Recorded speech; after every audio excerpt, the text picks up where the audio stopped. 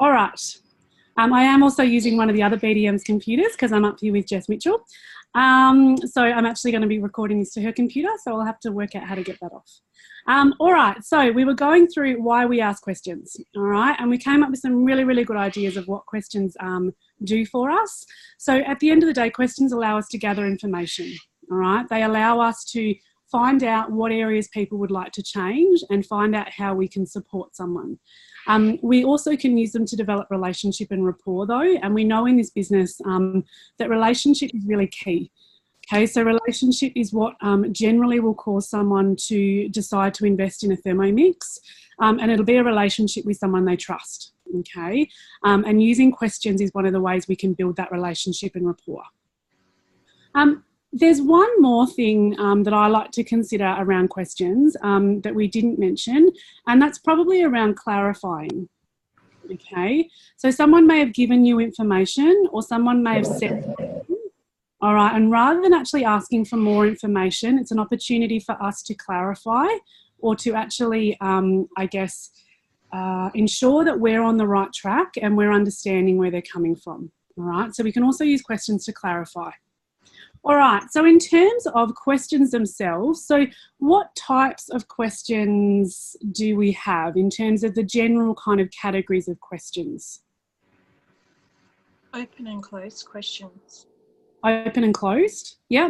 Are there any others?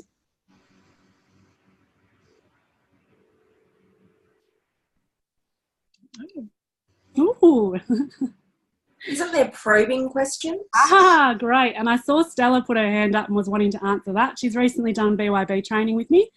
Yeah, probing questions. You are exactly right, Amy.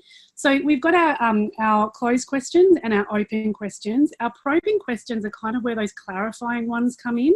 So it's either around understanding or it's around gathering a little bit more information specific to something they've already given you. Okay, so a probing question might be, oh, okay, so you told me that you really like to cook from scratch. What does that mean? Or can you tell me a little bit more about that? Okay, so I'm actually repeating back something they've given me and I'm asking them specifically for more information about that. Probing questions can be really, really great and they can be really great for lots of reasons, but one of the ways we can use it in a cooking experience, does anyone know how we might be able to use a question like that or when we might be able to use a question like that?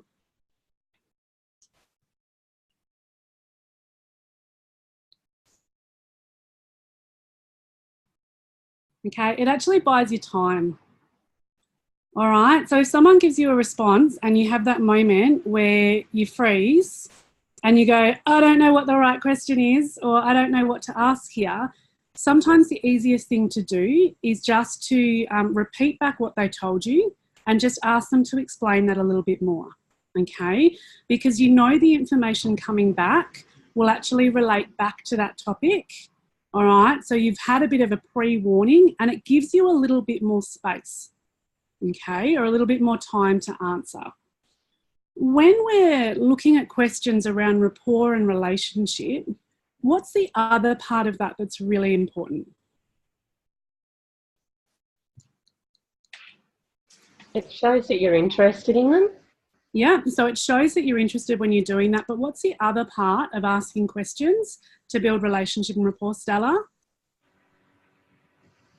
Oh, you're on mute. I'll pull you off if I can. Still on mute, Stella. Okay, is that better? Go now. Yeah, so I need to unmute myself, yeah? Okay. I was going to say to understand where they're coming from. Yeah. Did you hear that? To understand where they're coming from. Yeah, awesome. Yeah. Now arriving at Westgarth. Great to hear at Westgarth, yep. Awesome. All right, so when we're looking at those questions, and particularly when we're looking at, say, questions at the start of the cooking experience and questions anytime when we're looking at developing rapport and relationship, we can ask the questions and we're asking to understand and we're asking to show that we're interested. What's the other really important part of that, okay, that we need to do to help build that relationship and rapport? So we ask questions and? Listen for the answers. Listen, yeah, listen, okay? And when we say listening, all right, we really mean that active listening, so that engaged listening, All right, so what do we mean when I say active listening?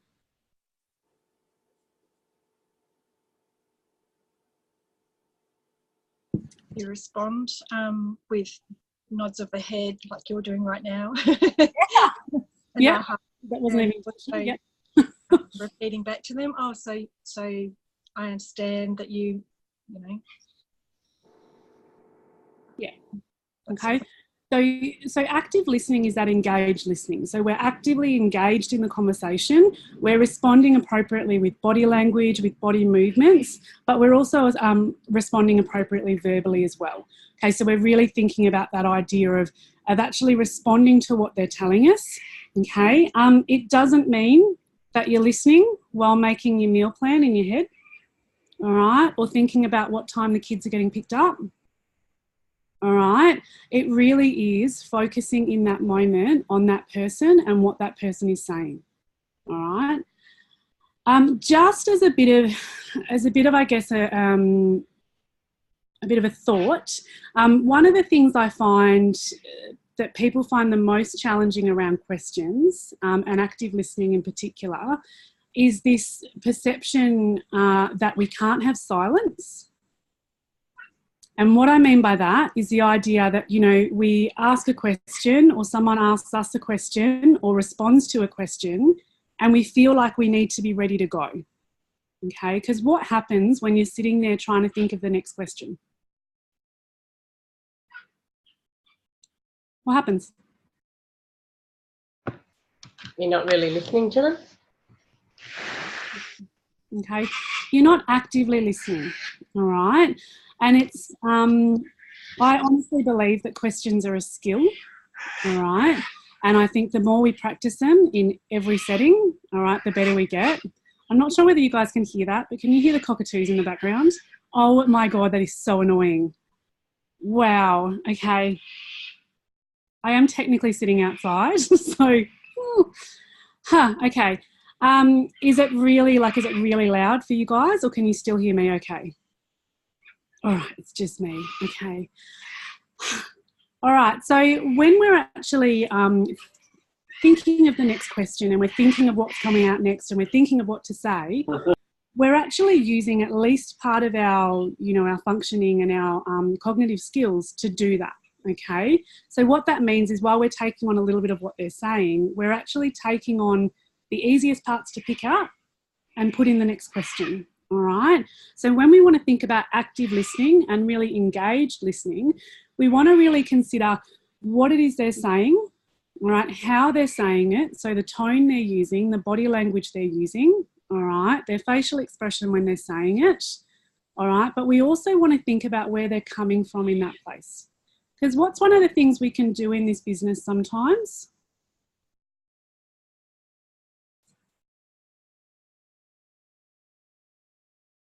Get too caught up in our own little world.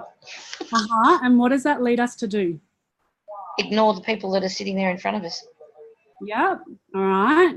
And if my experience is X, Y, Z, okay, I could very, very easily, thank you, Francis, and thank you, Simone, as well. I could very, very easily actually make assumptions, all right?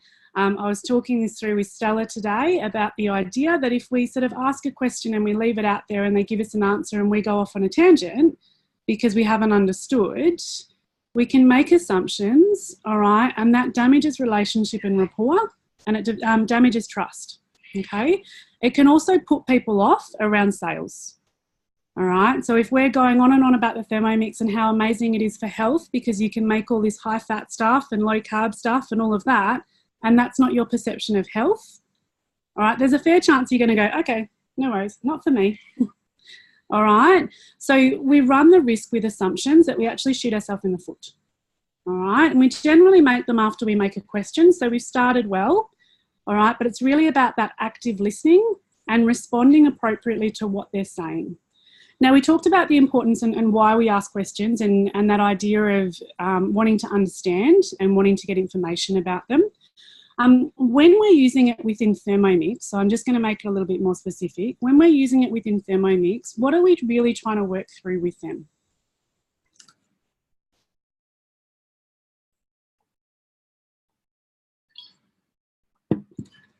The objections? What was that, The sorry? objections? We're trying to work through the objections. Yeah, so it can potentially be objections, all right? And we're going to talk about objections and questions in a little bit. What else are we sort of specifically trying to work through with them?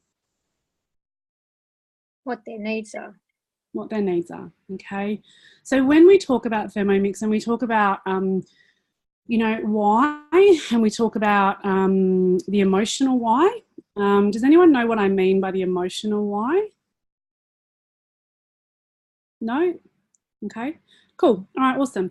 So the way we use questions within Thermomix is we want to gather information because we want to be able to tailor our cooking experience and we want to be able to tailor our conversation specifically to what that customer needs. All right, whether it's around a particular them benefit or whether it's around something they need to see or a misunderstanding or something they need information about, we're trying to work through with them, okay, whatever it is they want to know, okay. The thing is though, we can ask questions and we can get an idea of what's important to them, but sometimes we stop a little bit short, okay? And realising something that's important is great, all right? And if someone talks about, you know, you'll be able to save time, I go, yeah, that's awesome. Everyone needs more time. All right, the emotional why is when we start to get you to the point where you not only understand time is important, but you understand what they will do with that time, okay, and what that will mean to them. I'll give you the easiest example and the one that comes up most commonly, all right, is mums and time. All right, oh, so I just need something that's quick and easy and on the table in 20 minutes because my evenings are chaotic. And I'm getting lots of yeah, okay. Okay, awesome. So if you had more time, what would that mean for you? Well, I'd probably be able to do some stuff with the kids and I'd be able to sit down and do readers or homework or whatever else. And I wouldn't be stressing that dinner and they were going to be to bed late and all of that. Okay, awesome. So what would your evenings look like if I was able to give you that extra time? Well, they would probably be calmer. They would probably be happier. You know, their kids would be happier. Awesome. And how would that make you feel? I'd feel like a better mum. Okay. And Happy wife, happy life. Happy wife, happy life. Exactly. So how do you get the wallet out? You know, but I've had that exact scenario so many times, and I've had people say that, and I've had people say it in a joking way, and I've had people say it where you can see that emotional switch, and they all of a sudden go, "Wow." Okay, and in very, very few questions, you can see that switch, and all of a sudden, they stop looking at the price as a barrier and start looking at how they can do that. Okay, so that is where we bring in the emotional why. And it's not always about kids, okay? It's not always about emotions in terms of getting upset or getting teary. Sometimes it's about being able to sit down, all right, at 7:30 and have done the cooking, done the dishes, done a load of washing and sit down and have a glass of wine at 7:30. Okay, and what that would mean for them in terms of overall health and levels of stress and all of that type of thing, okay? Doesn't need to be about emotion. It doesn't need to be about tears. It doesn't necessarily even need to be about family, okay? But we take them that step further, and that's what questions enable us to do. When we're building rapport, so I'm just going to go back to rapport for a little second.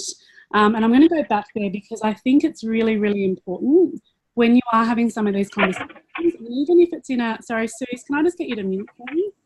Yes.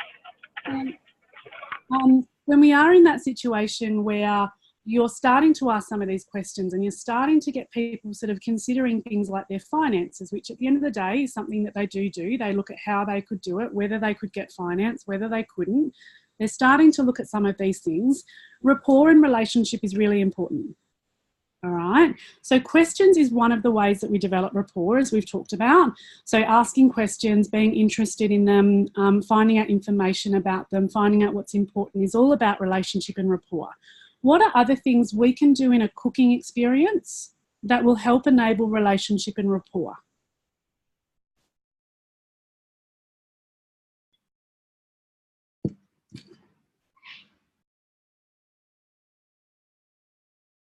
I'm okay with silence. Sorry, I missed the question. I dropped out. What are other things we can do in a cooking experience, apart from asking questions, to develop rapport and relationship?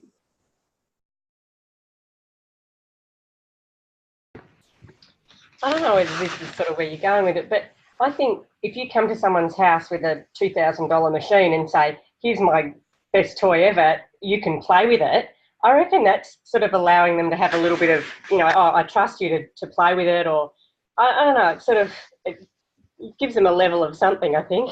Yeah, very, very interesting, because it's not something I've ever considered. So thank you, because you taught me something. It's a very, very good point, okay?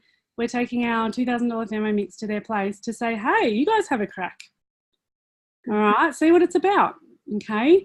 So that is a really, really interesting perspective, and something that's it's a really, really nice thing to think about as well, actually. Thanks, Nicole. Wasn't actually where I was going, but yeah, great point. Using a story that you have. Using a story? Yeah. Yeah, so stories can be really powerful, and we use stories particularly around the recruitment kind of thing, so sharing our story. What else can we do to build rapport?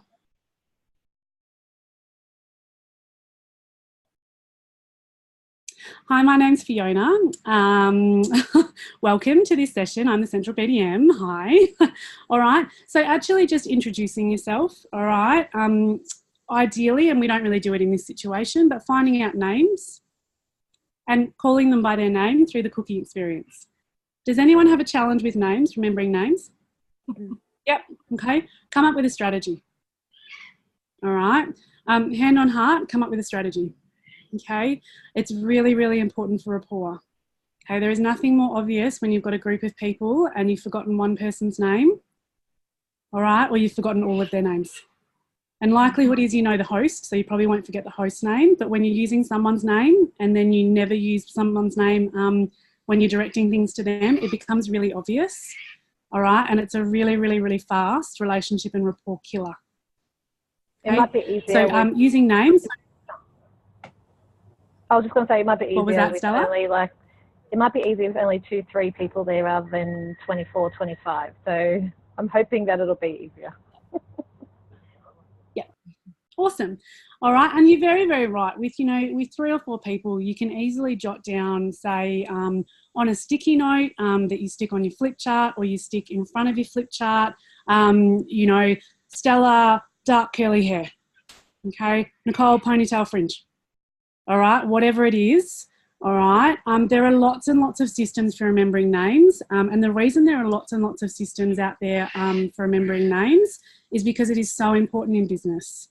It is so important for relationship and rapport, okay?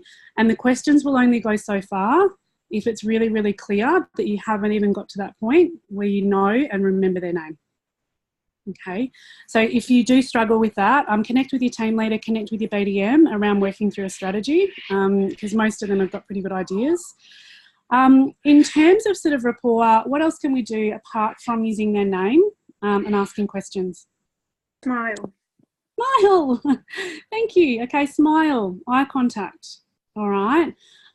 Responding when they talk or responding when they engage. Okay, all really, really important and all really easy ways to actually build rapport and relationship quite quickly in a cooking experience. The smiling and, being quite friendly and open is really powerful as well. And also reading the play a little bit, okay? So you'll know quite quickly when you walk into a cooking experience if you've got a group that are very, very loud and boisterous or if you've got a group that is not. Okay, if I can encourage you to do anything, it's to really, really consider the way they present themselves and wherever possible, try and mirror that. Okay, because that will also create trust and will also develop rapport and relationship a lot faster. You guys will know it yourself if you've ever been in a room and there is someone the complete opposite personality. All right, it's actually really, really hard to feel like you build relationship and rapport with them easily. Okay.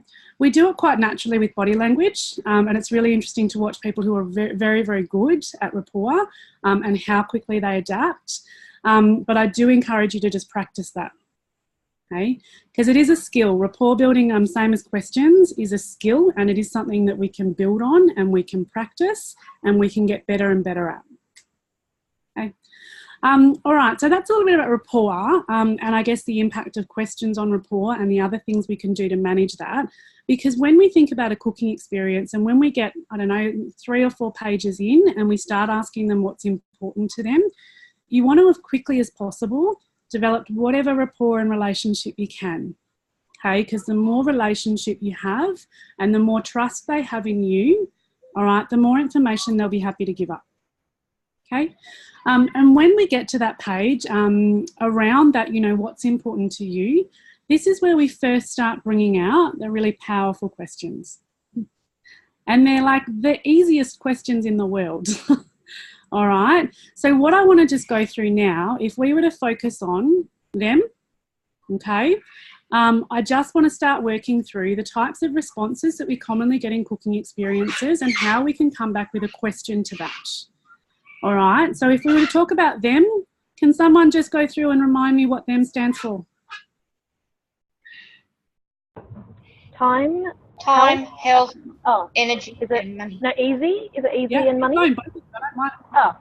Yeah. All right. Yeah. Okay. So our T is pretty simple. We've got time. Okay. Our H is health. Our E is a little bit more convoluted, but it's our energy, our excitement, our ease, and our excellence. And then we have M, which is our motivation and our money. All right. Just as a refresher, because it's always good to refresh that, they are generally the core reasons or the core benefits someone will get from a Thermomix. So this is what we want to work through with them. We want to find out which of these is relevant to that person and which is the most important. Okay. And then we want to know what would be different for that person if they could make that better. Okay, that is our whole aim on that red page. Okay, so what do people say on that page? Do we go with a general what's most important to you when it comes to cooking or the food you eat? Is that generally what people ask on that page? Does anyone do anything significantly different? No? We're all somewhere along that line with that opening question. Okay, awesome. All right, Portia, I'm going to pick on you. Hi. Hello, and I just want to reassure everybody that I do have a dress on. Oh my God, I know. Because when you first jumped on and I was, just as I was saying, you know, everyone's got clothes on, so just, you know, put your cameras on. And I just happened, you just lifted a bit higher. And because I had this moment where I'm like, except for Portia. Portia doesn't have clothes on. Wow, I shouldn't really make assumptions. Okay. I know, you're I get it, it's fine. Okay. All right, awesome. So I am going to pick on you a little bit because you were just the first person I saw on my screen. Okay. And also you're not wearing any clothes and it intrigues me. All right, awesome. So what I'm actually going to do is I want you to ask me that question, what's most important, and I'm going to give you an answer, and I just want you to go naturally where you would go next. I don't need it to be the right thing. I just want to know where you would naturally go next. Okay. All right. Fiona, so hi. So with cooking and being in your kitchen, what is most important to you when you're cooking? I'd probably say time and health. Yeah. Time and health. Okay. So to understand a little bit more about you, are you really, like, are you a busy working lady, or have you got... Yeah, so I work full time and I do some evening work as well. And I've also got a 4-year-old, yeah. Oh, okay. Yes, you would be rather busy. So, so time and health, of course, for your 4-year-old. Is it a girl or a boy? Have you got a daughter or a son? I've got a little boy, yeah, Ben, yeah. Okay, is Ben a fussy eater or is he pretty good? He has his moments. He eats veggies amazingly, like he's spot on with veggies. Yeah. He doesn't like meat most of the time. Okay, he's a bit of the opposite. We'll have to hide some meat in his veggies rather than the other way around. Yeah, it's normally that way, isn't it? Yeah. So if I could help you save time but also meet your health requirements, because sometimes I suppose you can't, trying to balance everything. How would that sound for you? Yeah, I guess it would be okay. It would probably depend what it was. This is terrible. I'm so terrible doing this. I just feel really Oh my God. Just and look, any of these trainings, guys, you know, it's never going to be the way it is in a cooking experience, because it's so awkward. And if you've got it on gallery view, you can see a whole lot of other people are staring at you, and it's not natural, and it's really, really strange. So I'm not doing any of this to judge you or to determine, you know, a score for you or anything like that. It just gives us a starting point, because then we can have a bit of a debrief, and it gives us a learning opportunity on lots of different levels. But it's not actually about anything that you've done wrong or anything that you said. And likewise, anything I say in any training, I don't need you to replicate. I don't need you to be me. I don't need you to do it exactly the same way as me. All right. I just hope you get something out of it that enables you to tweak something you currently do, all right, to improve your business. That page in the flip chart is so hard, I think, because you just don't know where you're going to go. And awesome. All right, I can help you with that, okay? All right, so can I just get a bit of feedback, obviously, for those people that were watching? What did she do really well? Well, I think she found out that you're a working mum with a 4-year-old that interestingly likes veggies rather than meat. I know, So, anomaly, isn't he? yeah. Yeah, it's driving my husband, who's very much a meat eater, insane. Yeah, okay, so she found out a little bit about what I do. So I work full time. I've got a 4-year-old at home. I'm quite busy. I'm quite focused on health as well, all right? What else did she do that was quite good? I liked the way she said, if I could help you find something that was going to give you more time and give you good, healthy food, how does that sound? Yep. Just the way she phrased it. Yep. That's good. So coming from that place of service, so if I could help you, if I could help you make a change, or if I could help you to be able to make that different, or if I could take that pain point away, how would that make you feel? Yeah, great. Right. What did she do around rapport? Well, I liked it when she said, oh, we'll have to hide the meat rather than hide the veggies. Yeah, good. So she actually was actively listening, okay? So she didn't just make an assumption when I said, yeah, I've got a fussy eater that, you know, you didn't eat veggies. All right, she actually listened.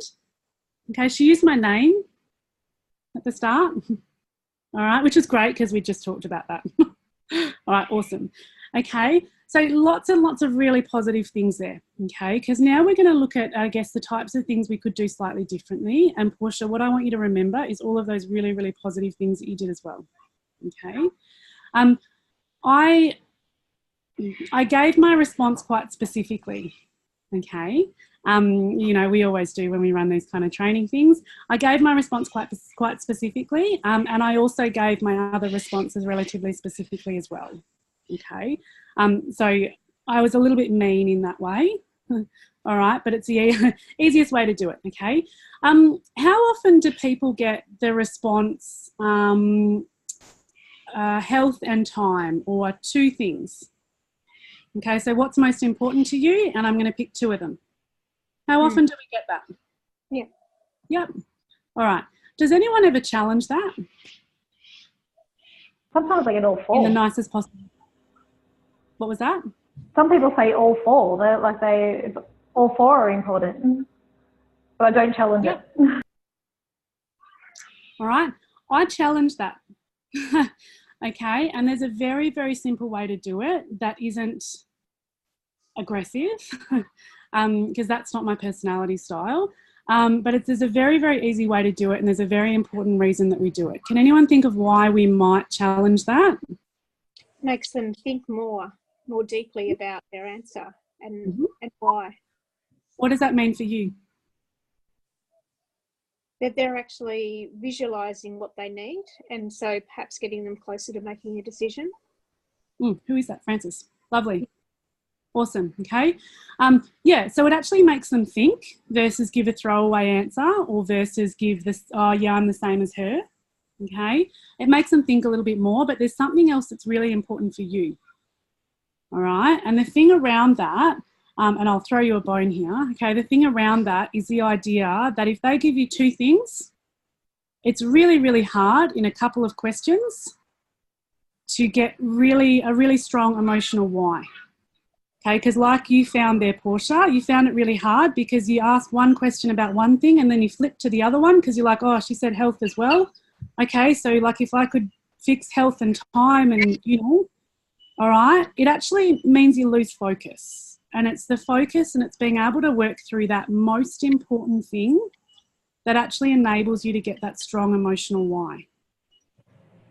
Okay. I will give you the way that I do it.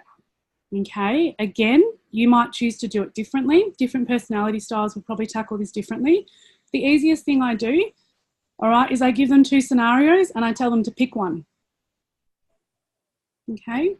Oh, awesome. So you said health and time were both really important. If I was to ask you, if I could offer you something that you could make really, really quickly, but it may not be as healthy, or if I could offer you something that was more healthy but took a little bit longer, which would you choose?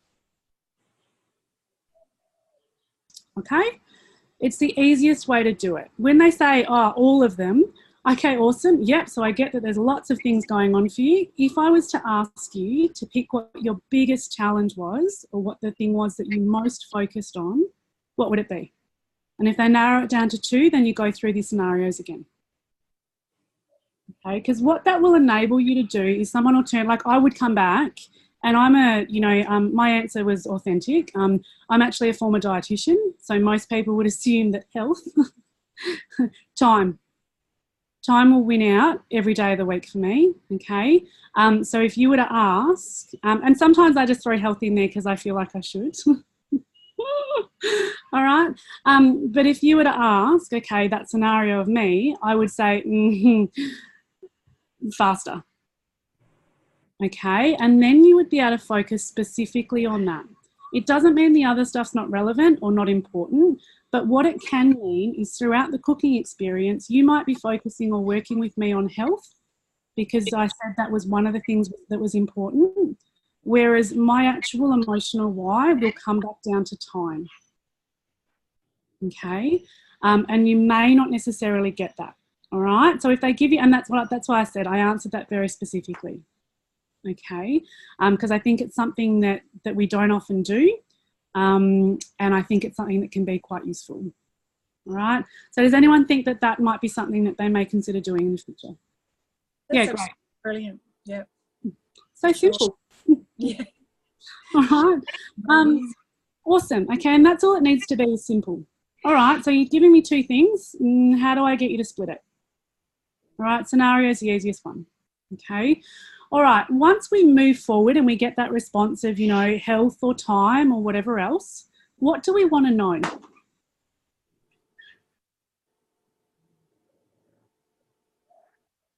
Well, someone's idea of how long something will take will be different to somebody else's, or someone's idea of health is different to somebody else's. Yeah, exactly right. Okay. Particularly these days, health is a minefield. All right. We cannot make an assumption about what someone views health as. All right. Because there are so many variations of that. And the Thermomix can cater to so many variations of that. So it's great.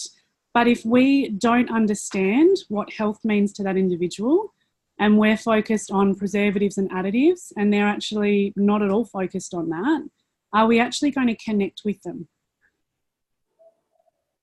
Okay, no. All right.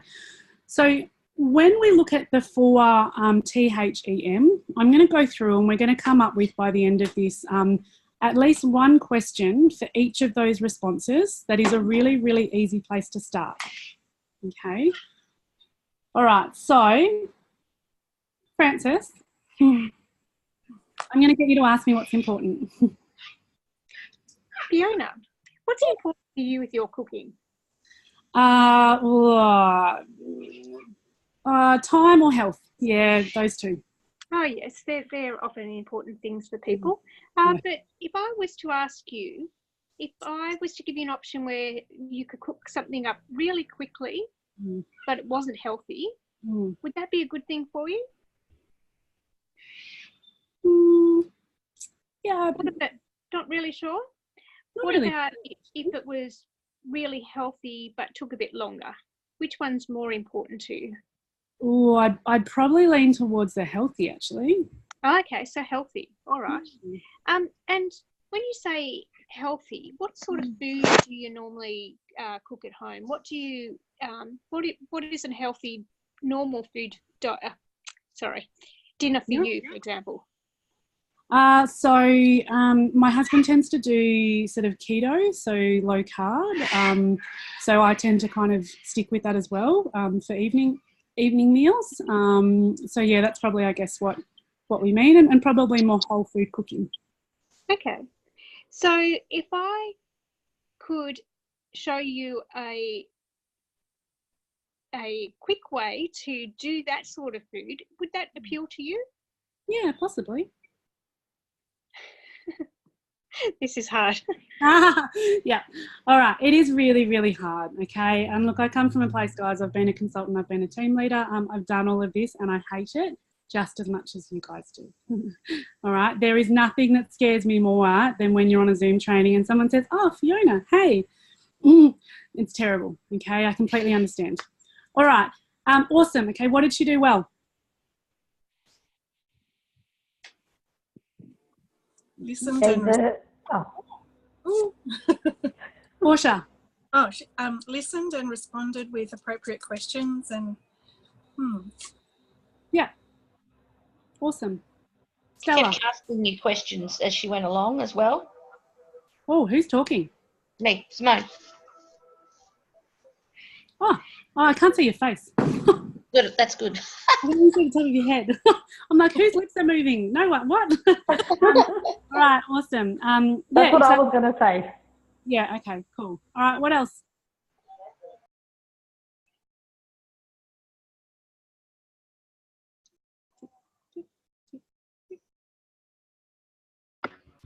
She recovered well. What was that? She recovered well? Yeah. Yeah. Recovered well when she messed up. Yeah, she did. Okay. You guys aren't robots. You're not perfect. All right. We don't need you to be robots, and we don't need you to be perfect. If you stumble over your words, or if you say something wrong in a cooking experience, is anyone going to die? Probably not. Okay. So it's okay. Take a moment. All right. And just go again. Oh, sorry about that. All right. And just keep going. But yeah, you recovered very, very well. All right. So what I would like you to consider with that initial question, all right, so yeah, you got it worked out that I was interested in health this time. So I threw a crooked one in there because I think you thought I was probably going to say time. All right, so I threw health out there, okay, and your question back was definitely a decent question because you asked what types of evening meals do I make or what types of things do I cook. Is there anything broader or anything more general that we could use to come back to health is important? I want you to think just broad, general.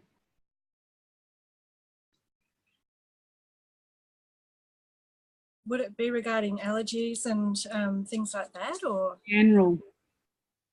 That's specific. How it would make them feel if they were Still healthier? specific. No? Oh, okay.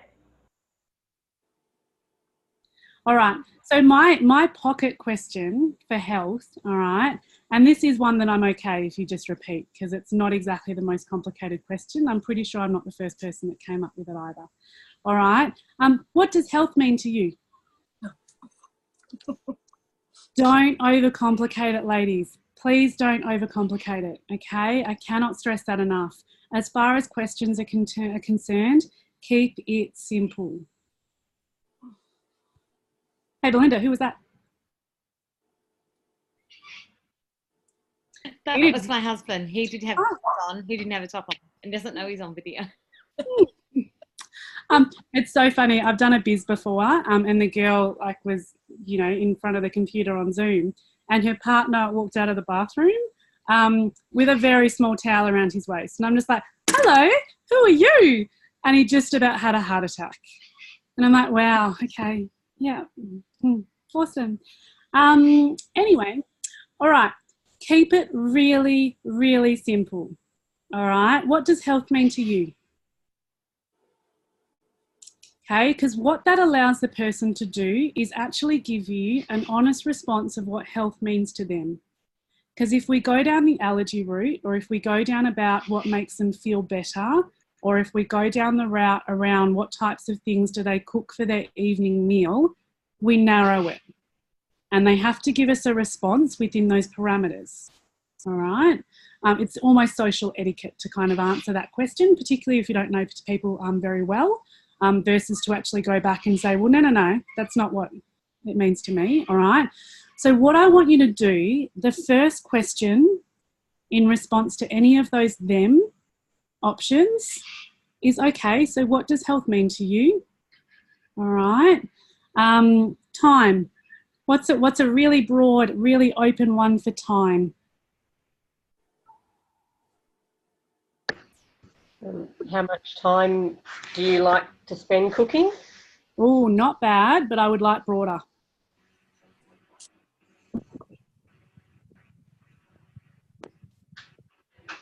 Would you like to spend more time with the family instead of cooking dinner? How do we know they've got a family? Okay, for yourself then. All right. So again, take it broader, like even simpler. Do you have What somewhere would you else? like to be doing with the time? Oh, now we're all starting to throw questions out there. All right, Amy, what was that? Me? Yep. Yeah. What would you like to be doing with your time? Ooh, okay. Yeah, I like it. Jane, did you have one as well? Yeah, what does your day look like? Ooh, interesting. All right. Stella? Just like, how much extra time would you like, or do you need? Okay, interesting.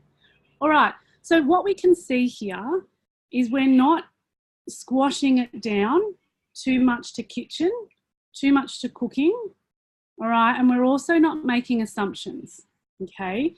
And whoever said the family one, was that you, Simone? Spend more time with family? Yeah. Look, I just throw that out there, like who knows whether they've got a family, because you just don't actually know. Like if you've met them very, very briefly at the start of a cooking experience and we make a comment about family, we actually don't know who we've got in the room necessarily. So I'm always just really mindful about pigeonholing or making assumptions, okay? The one that I will always use, what keeps you so busy? Okay, so very, very similar with some of those other ones we started to get to, but you can see what I'm talking about with the keep it really broad. Give them an open slather to tell you what's important, all right? Anything we put on that starts to taint what they give back to us, okay? And you know what? It's even simpler when we're to keep it broad, okay? So we're making our job easier. Because what will happen in response to say what keeps you so busy, I would have naturally told you, well, I work full time and I've got a 4-year-old and I do most of the cooking. So it's actually all of that, plus trying to have any form of a life, okay? That's why I'm working from Hapra. All right? So I would naturally tell you that, okay? But I would do that because that's what was important to me and that's what was relevant to me. If you came, would you like to spend more time with your family? I'd probably go, yeah, I guess. Yeah, okay. All right. Or would you like to spend less time in the kitchen? Yeah. Okay, but it doesn't really give you anywhere to go. All right. If I tell you that I work full time and I've got a 4-year-old and all of that, your next question is really simple. Wow, yeah, and you did it very well. Wow, yeah, you are quite busy, okay. What do your evenings look like at the moment? Okay, so we start broad, we get a little bit of information from them, we ask what it currently is like, because then what we're going to do next would ask, okay, awesome, so what would it be like if you had more time in the evenings? What would be different? And what would that mean to you? So 4 to 5 questions. Okay.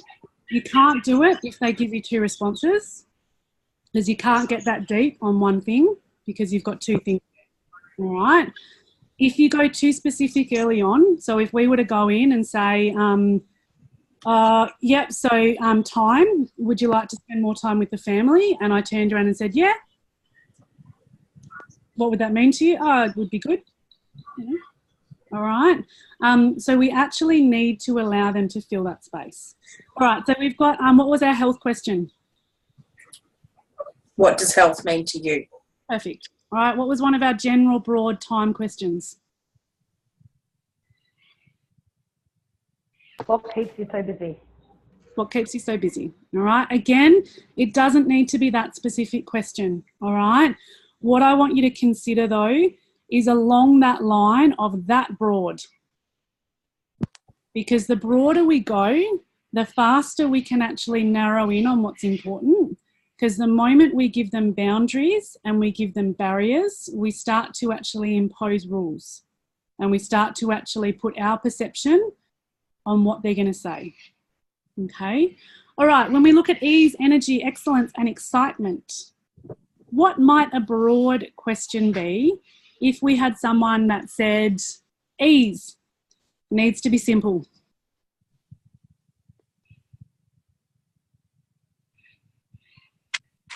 Simple to you.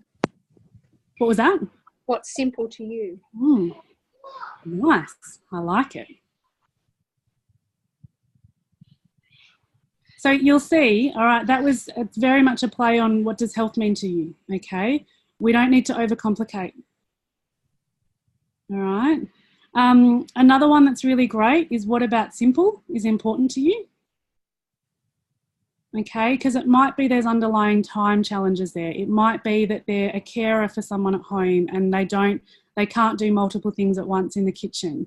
It might be that they lack the basic skills to be able to do anything that's more than simple.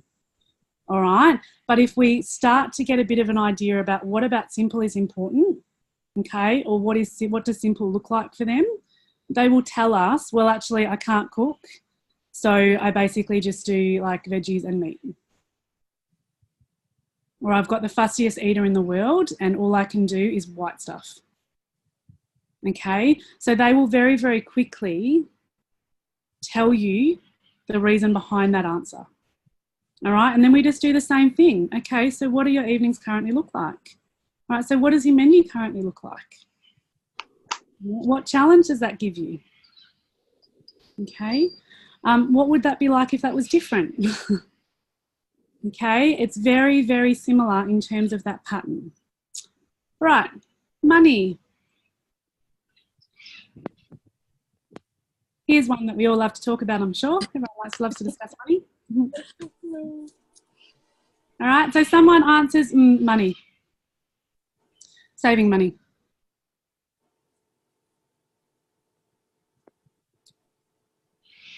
Don't overthink it. Can we ask them, oh, so what do you spend your money on? Oh. Look, I'm going to go with that the personality thing. There are some personalities that can get away with that and they're comfortable with that, and it's not a terrible way to go. Personally, that's not my personality, but yeah, potentially. Yeah.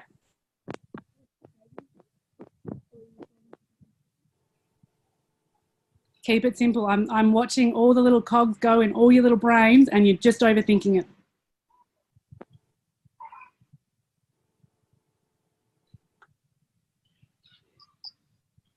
Okay, so think of a clarifying question. Are you looking at saving money, or do you like to spend it? Oh, that's a hard one to answer, isn't it? Depends on what's on sale. Yeah, you could.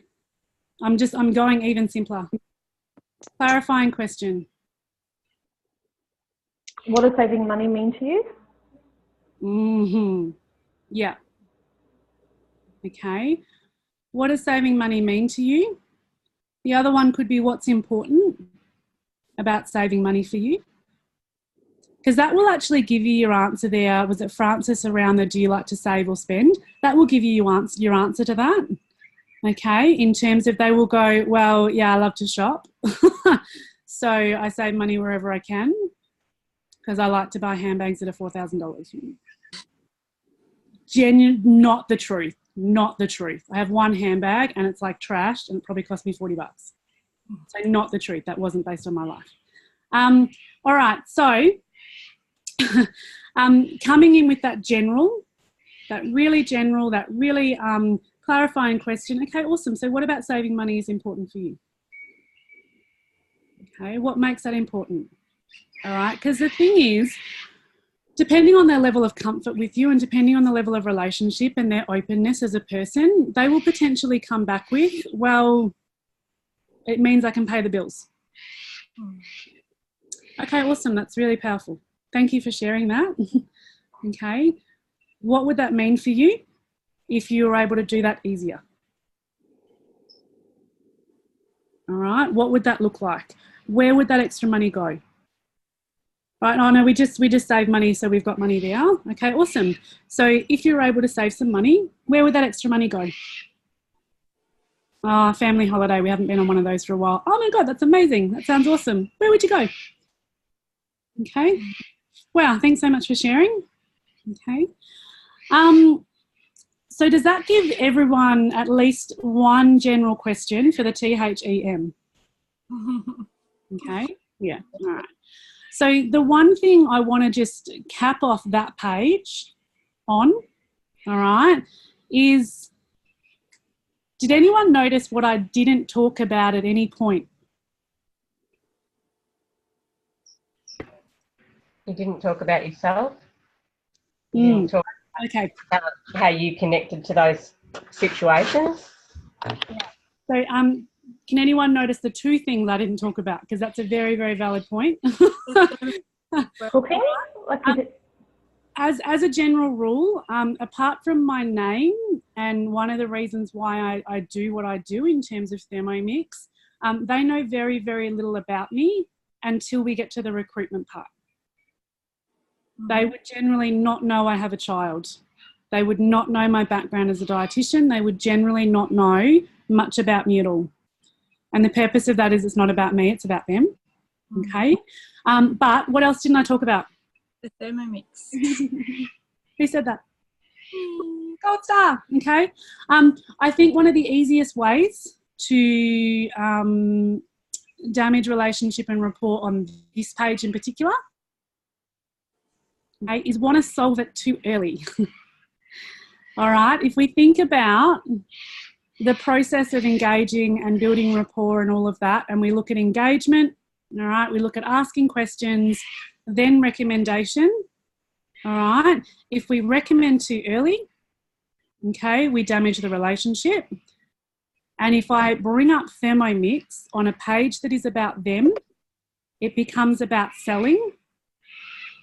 Whereas what I actually wanted to know was what was most important about them, about THEM. Okay. So share, get them to that point of what would be different. Okay. How would that make you feel? Okay. Wow. Thank you so much for sharing. Stella, how about you? Okay. I could very easily say, oh, okay, awesome. I can show you a way to fix that. Or how would it be if I could fix that for you? All right. But I encourage you not to go there at that point. Mommy, I'm back. Hey. I want some cake out heading to his house. Hello, Ben. Hello. All right, you go with Auntie Jess, and you can have some cake. Yeah. Awesome. We've just been to the pool. We're wearing no clothes, as my 4-year-old. So Stella, I was telling Stella a story today about my 4-year-old who spilt water in his bed last night, and this is all being recorded, which is great. This is why I don't record my Zoom sessions. So he spilt water in his bed, right? So rather than bothering us downstairs, he went into the spare room that's got a bunk bed and got up on the top bunk, stripped off naked, and we found him passed out, like spread-eagled pretty much at 10:30 at night. We went up to bed. I'm like, great. And now he's just appeared back from the pool. Starkers. My child. All right. So that is probably the other thing that I want you to be really, really mindful of on that page where you're finding out what's important to them. I don't want to hear the word Thermomix, and I don't want to hear, I can show you how to fix it. All right. It is about connecting with what's important to them, and then we let the Thermomix actually do it. All right. And show them throughout the cooking experience, because they're already thinking about what could be different. and what would it look like if that was different? Okay, so they've already got that thought because we've asked that question. So when they're thinking about the fact they would feel like a better mum because they're not yelling at the kids and they're able to do their readers with them and things like that, that is what they're thinking about when they're looking at how fast the risotto is. Okay, we don't need to tell them that, because if they come up with that answer themselves, that is 10 times more powerful. Okay, and that is where they will start to look at how to break down their own objections and barriers. I am very mindful it is 8:30. Okay, so this session was meant to go for an hour. But I just want to go very, very briefly around questions and objections. And all I'm going to say with it is the moment you get an objection, can I challenge you to ask a question to understand? And what I mean by that is, no, I'm not interested in the Thermomix. Okay, awesome. I completely respect that. I'd love to know a little bit more about that. What makes you say it's not for you? Oh, no, I don't want a cooking experience. Okay, awesome. Yeah, completely understand. Can I just ask what's holding you back at the moment? All right, because if we don't understand, we can't recommend and we can't move forward. The biggest thing with objections is we get an objection and we go, okay. All right. And the other thing, and I was talking to Stella about this earlier, the other thing, say in your personal customer time at the end of a cooking experience, oh, no, I'm really not interested. Okay, awesome. Completely respect it. Okay, do you mind if I ask what makes you say that? Okay, yeah, awesome. Yep. Okay, great. Yeah, cool. Get it. All right. Was there anyone you thought of through the cooking experience that you would like to introduce to Thermomix? Okay, no, yep. Okay, awesome. Cool. Get it. All right. What makes you say that? Cool. All right. Bye, buddy. All right, so third question would then be, okay, awesome. So would you or anyone you know be interested in earning a Thermomix or making some extra income? Okay, so I got a no right from the start. It would be very easy for me to go, oh, okay, well, thanks for coming. And my personality type, it would be so easy for me to do that. Like, it would just be what I would like to do. But can I, yeah, Portia, you're there with me? Great. What I would like to challenge you to do in the space of objections, and whether it's Thermomix or whether it's your family or whether it's your friends, I would actually challenge you to start responding to an objection with a question. And that question is just to understand a little bit more. You can just ask, oh, awesome. Can you elaborate on that so I can understand a bit more? Okay. And that is all you're wanting to do. If it's a no and they tell you no and you ask to understand and they give you the reason, okay, great, but ask about the next thing. Okay, awesome, you don't want to buy one, I get it. All right, do you want to show someone? Okay, so that is, I guess, where I encourage you to go with objections. We could do a whole topic on objections or a whole hour on objections, but did that give you something? Gave me lots. Differently. Great. Aww. All right. So I just want to go through, and in the next minute or so we'll only finish 4 minutes over. One thing that you took out of it, or one thing you're going to do differently. So I'm going to go through and I'm going to call you out, each person, just to make it a little bit easier. Amy, you are first on my screen. I'm going to really use those broad questions to narrow down what they're actually after. Yep. Yep, awesome, great. I've got Simone next. I agree. Using the broader questions, maybe they're more likely to tell you why. And I have a few people that say, "Oh no, I don't want to buy them. They burn you." I've had that happen a lot. Awesome. So just come from that place. Are you relatively new, Simone? Yes. Yeah. All right. So come from that place. Yeah, awesome. So I'm quite new with this and I'm just trying to get as much information as possible. So I'd really love to know what is it that makes you say no at the moment, just so I can sort of understand. All right. They can turn around and go, no, I don't want to give you any information. Okay. No worries. All right. But ask the question. Okay. Portia. Yeah, all those open questions on that page, and being mindful that it's about them, and not to mention the Thermomix, and and not to jump in with, I can help you with that. That's just gold. It's amazing. Thank you. We want to because we're humans and we just want to help. Okay. The majority of consultants in this business are a servitude nature, and we just want to help. So it's really, really easy to just go, I can fix that for you. I can make that so much better. All right. But if we tell them we can make it better, or if they realise that they can make it better with a Thermomix, that's going to be a better outcome. Nicole. Well, both of those were my first two, but also I think really listening to people and concentrating on what they're telling you rather than trying to think about how you can solve the problem or what you can then do in response to it, but just actually listening completely. Yeah. Yeah, and you are allowed to pause in conversation. Okay, if someone gives you an answer, all right, you are actually allowed to take a second to process it, because that actually shows that you're listening and you're actively listening, all right? And it's quite normal in speech and behaviour to have a pause, all right, to allow us to think. Okay, awesome. Jane. Yeah, the really broad open questions and challenging them on their responses to sort of get them to narrow it down. Yeah. Yeah, awesome. Yeah, cool. Sarah. To the all of them question, to actually challenge that, I find I get really stuck on everyone basically just saying, oh yeah, all of them for me. So yeah, really making those broad questions for them, and maybe even just get them, because I'm only relatively new at this, maybe just to actually get them to pick one so they're not just copying the person sitting next to them. But I've made 3 pages of notes here with lots of capital letters and lots of underlying. But yeah, definitely challenge the oh, that's all for me on that page. And the thing is, once someone says it, everyone then goes, oh yeah, all of them. Yeah, oh yeah, same. Okay, because it's kind of a bit of a cop-out, all right, really. It means I don't really have to think.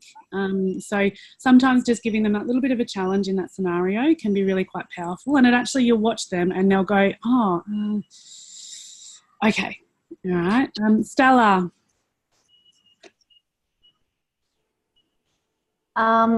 Using the name regularly. Yeah, so rapport. Yeah, to build that rapport. And if you look, like if you do a Google search, you know, strategies to remember names in business, there's a whole heap of like mnemonic kind of stuff. There's a whole heap of stuff you can use that will help. All right. So I can't give them name tags? Look, you can. Some people do. Yep. Okay. You can. All right. You wear one, so you can. All right. Belinda. Or again, just, you know, challenging them and trying to uncover the actual them need, or what, you know, what similar. I know a lot of people have mentioned this already, but yes, really uncovering that, making them. Yeah, just getting that a little bit deeper. Yeah, awesome. Jess. I really liked the idea of the just the really simple, broad questions, because I think the majority of my customers would say that all 5 of them are most important to them, and that sort of, you know, doesn't really help me at all. Makes it really, really hard. It makes it really hard. Yeah, so I love the idea of all of those. And what it means you do in a cooking experience, when they say all 5, or when they say 3 different things and they all go, oh yeah, me too, you're trying to then cover all 3 or all 5 things through the cooking experience. So your cooking experience goes longer and it's not as engaged, and it's not as, you know, smooth with its flow. Yeah, absolutely. Yeah. And Angeline. Hi. Yeah, let me start the video. Can you see me? Yeah, that's better. Yeah, I really learned a lot through this meeting, because I think most of the time we make assumptions, and I think asking them the question to understand them more, like what it means to them, like the them. I think that will actually get more connection with them, and to build a relationship, so we can know what to do from there, how we can help them. Yeah, awesome. So yeah, so that's really good. Yeah, awesome. All right. Yeah. glad that everybody got something out of this session. So if you got something out of it, please, if you're on the Ninja page, so My Girls you won't be because my branch is not on that page, but for those of you in Renata and Yaz's branch, and I think maybe Tassie, if anyone's from Tassie, might have something going, or SANT, just chuck something on there because the recording will be available. So if people think there's value in this session, they might access the recording, and I think that would still be worthwhile. Okay. All right, guys, go and have an amazing night wherever you are. Think of me tomorrow. I'm doing a few hours work in the morning and then I will be on the water. Yay! Thank you. All right, awesome, guys. Have a great night. Thank you so much, Fiona. That's appreciated. Bye. Thank you.